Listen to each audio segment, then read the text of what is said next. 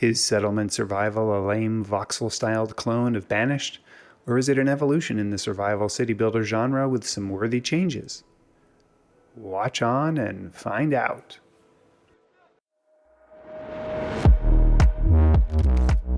My name is Thoraxe, and this is Strategy for Busy People. If you've got a few minutes, I'll tell you what to play. We're going to focus on city builders here for a bit on Strategy for Busy People, assuming that I manage to continue to find free time. On this episode, we're taking a look at Settlement Survival by Gleamer Studio. I put a hair over 14 hours into this game. In the intro, I mentioned Banished. To me, that might be the first survival-focused city builder, but maybe it's just the first that I encountered. I originally didn't like the game because, frankly, my people kept dying and I thought it was too hard. I went back to Banished sometime later and enjoyed it more, but something about it just didn't capture me. And at this point, I no longer remember it all that well. I saw Settlement Survival and thought that it looked like an opportunity to get back into the genre, so I grabbed it.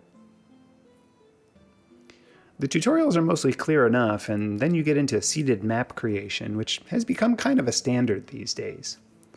The one annoying thing, though, about the seeding process in this game is that the seed only determines the geographic layout of the map. The water and mountains, basically. The bummer is that the resource locations use some other hidden seed that you can't access, so once you find a map seed that you like for its structure, you end up spam clicking the resource generator in the hopes that something you like will show up. In the survival city builder genre, this game has most of the expected levers to pull and tropes to find. Your people need food and water at the bare minimum, and getting through the first seasons with limited numbers of inhabitants is rough. This shouldn't be a surprise for a game billed with the survival moniker. In Settlement Survival, you have both the overall health and the overall happiness of your inhabitants to manage, and each of these categories will affect how productive your inhabitants can ultimately be. Giving them a better quality of things like food, clothing, medical care, entertainment, etc. will help raise these values and keep them producing. There aren't really any surprises here, but there is a little bit of pain. The game has a pretty expansive tech tree, and your settlement produces research points that you can use to unlock things in it. Most of the items have descriptions on what buildings or things they provide, but it can be difficult to figure out, for example, where to make shoes. Because at the beginning, you can make shoes by unlocking knitting and reeds, but the game doesn't actually seem to mention that anywhere, so you kinda had to figure it out on your own. And yes, footwear is a distinct category for citizenry separate from clothing. My wife would be happy about that. One important thing in this game is the transit time of your inhabitants from their home to their working location. I had a severe case of restart-itis in this game, and it'll make sense in a moment. On my last playthrough, I couldn't figure out why I had dramatically more people and farmland, but somehow wasn't ever producing enough food to feed them. Well, after some time investigating with my buddy Claude, I determined that my fields were too far away from my houses and the transit time was destroying productivity. The harvest wouldn't get done in time and most of the crops would die when winter arrived. Relocating my farms suddenly resulted in a ridiculously abundant harvest to the point where my warehouses were full of beans, and I was able to give up farming for 2 or 3 seasons completely while that stockpile was burned through. With this understanding, I think I could do a much better job the next time around. As you know, if you're a frequent viewer of this channel, I like supply chain management and the transformation of raw materials into finished goods. Settlement Survival gives you that in heaps. You can mine coal, which can be processed into refined fuel, which is used at the smelter in combination with iron to produce steel, which is used to build the building to make the other thing, and you know how it goes.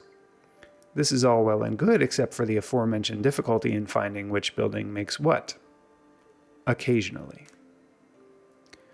This game, also like Banished, has a trading ship that comes along once in a while, from which you can buy goods.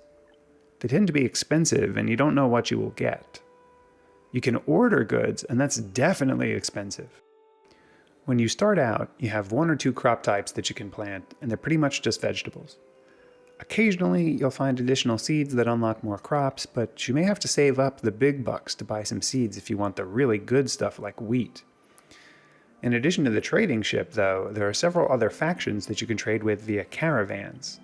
Each of these factions has different prices or interests in goods, and by trading sufficiently with one of them, you can unlock special resources, buildings, or technologies that you can then use in your settlement.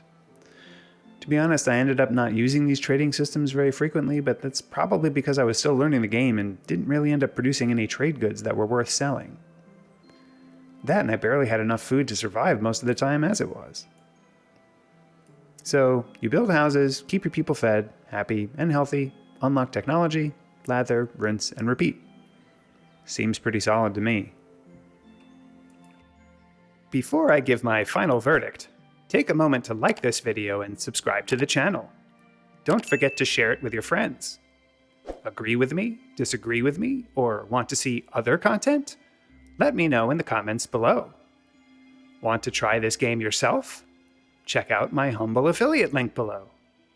And if you want to support me in making more of these videos, become a patron on Patreon.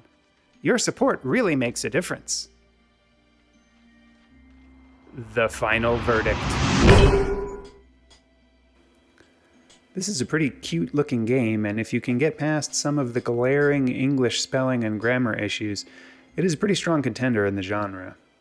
Sure, it may have ripped many things right out of Banished, but it does it with modern voxel graphics and an approachable level of technical difficulty. Did I just say modern voxel graphics? Anyway, there's a combat mode where, on top of natural disasters, you might have to maintain defenses for your settlement. I'm actually curious to go back and try that mode too. The game has been out long enough that there's plenty of helpful information available should you need it. On my trademarked 3-point score scale of avoid, meh, and I forgot to eat, there was alpaca meat, beans, and beer, and this game definitely kept me riveted enough that I almost missed some of my own hearth-fired meals. I can definitely recommend it. In the end, though, I packed up my straw shoes and my down jacket and headed off to the bathhouse to prepare for the morrow. And mostly I just mean that I finally stepped away from the computer to shower and sleep. Gotta keep after that hygiene, you know, kids.